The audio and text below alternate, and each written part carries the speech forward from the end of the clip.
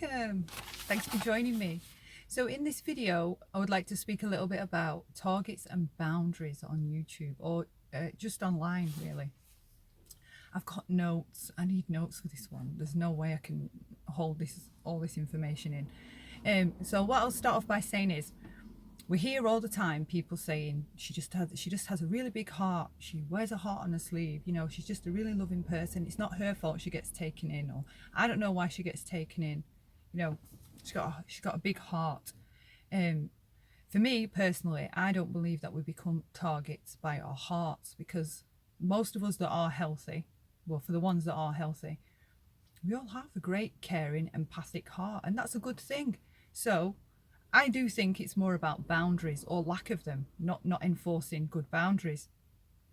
Now, boundaries, they don't make us less kind, they don't make us less caring, they don't make us less anything. What they do is they just make us be kindest to ourselves first, be more caring and loving towards ourselves first, and just to hold off a bit, like, you know, keep some emotional detachment.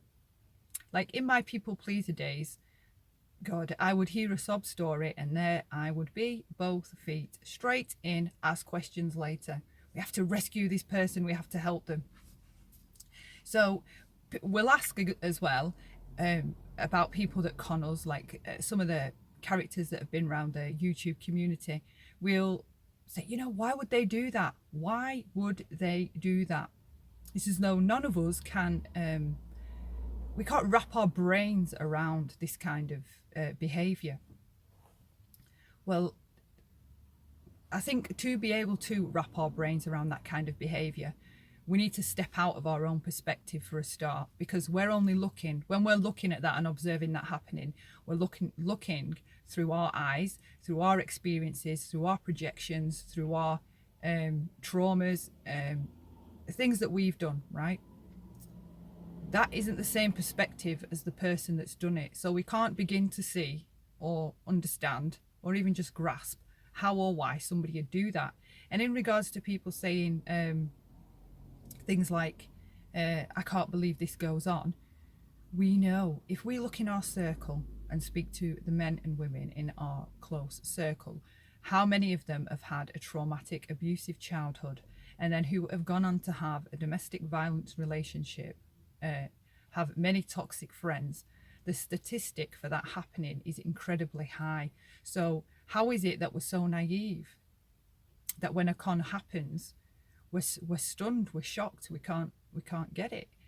It's so common. We think about the masks that the mothers wear that when they go out into public and secretly they're abusing their children, when they go home, or the dads that do that, or the women that let the boyfriends do that, or you know, the stories that we hear of how many women are taken. Like I've seen a lot in the true crime community, in my notifications, of women up on charges for abusing their children or letting their boyfriend abuse their children, or husbands, dads annihilating their entire families. It goes on a lot. So moving on from that part.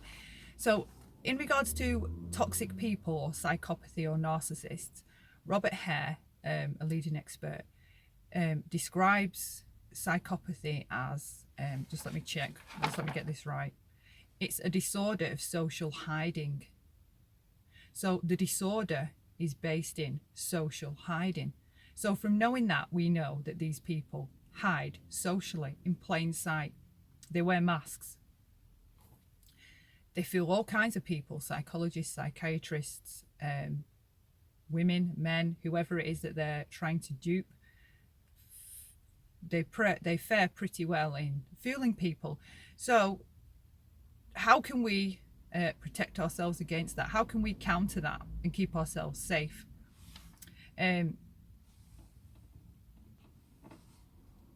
Well, we can understand that an ability to be ultra cunning doesn't have much to do with intelligence. So we can know that it's not necessarily about them being smart in that sense, or of high intelligence typically, okay? The masks, they're not foolproof. There's cracks There's always cracks within the mask. They are absolutely, once you learn the signs to spot them, you will see the signs absolutely everywhere. It's quite creepy and scary how actually common they really are, narcissists I'm talking about. So one element of being able to gear ourselves towards protecting ourselves and having good boundaries is learning about critical thinking and cognitive dissonance and being self-aware, because the more self-aware we are about our own human behavior, the more aware we are of the things we do and why we do them and why we react the way we do, the more aware we will be of other people around us, of their actions, of the things they say and the things that they give away. So cognitive dissonance, our minds want to be harmonious and in balance, right? So when cognitive dissonance hits, it's that uncomfortable feeling where something is countering the information that we've already laid claim to. Okay, so think about someone in the community that you really love, you really like, you think they're absolutely amazing, they can't do no wrong, and then you hear some conflicting information about that person. Because we've got that sense of familiarity that I spoke about in the last video and the commonalities, okay, like we have when we get to know somebody, there's a sense of emotional intimacy there because we have now decided that we really like this person. So when we hear conflicting information that negates what we already know, more often than not, most of us will kick that material away to the wayside. We don't want to hear it, we don't want to know about it, it's wrong. We've already decided that we like this person and that's the way it's going to stay. Our thinking is now impaired, it's biased, it's not true thinking, because we are choosing to disregard any and everything and hold tight to the belief that we already have, where it would be more healthy to explore this other opinion and maybe just decide, you know, I don't quite agree with that. There's some points in it that maybe I can understand why you would see it that way. That is more of a healthy approach and more in line with learning to develop good critical thinking skills. When we practice critical thinking, we see what's really there. We see people and their behaviors as what they are. They're not biased. They're not hung up on some idealizing that we've done onto the, you know, that we've projected onto this person. We're seeing the truth instead of this ideal that we have chosen, that we want to see. We conflict ourselves. We hang tight to things and are so staunch in our beliefs about, like, it can be things across the board, not just the people that we've decided we like.